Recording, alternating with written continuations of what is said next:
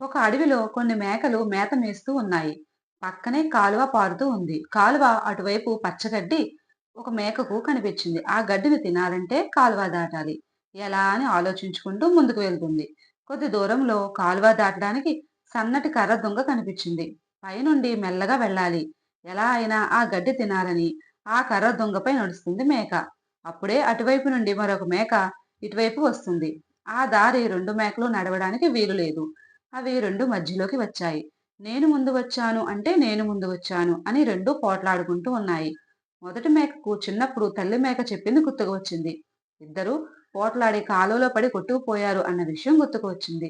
వెంటనే మొదటి మేక రెండో మేకతో ఇద్దరం పోట్లాడితే కాలువలో పడి నీటిలో కొట్టుకుపోతాం. కాబట్టి ఇద్దరం క్షేమంగా కాలువ దాటాలి అంటే నేను మెల్లగా కూర్చుంటాను. నువ్వు నా వీపుపై నుంచి దాటి వెళ్ళు అని చెప్పింది.